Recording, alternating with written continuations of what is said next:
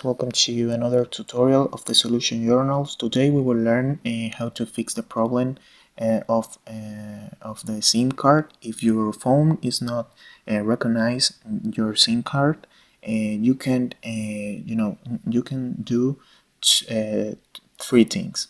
The first thing is you need to put your phone in the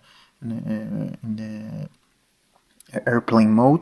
In airplane mode, you can modo avión. This airplane mode in not disturbing in English. In that mode, and you can refresh all the system, all the data of your SIM card. And the another option is you can reset your phone. And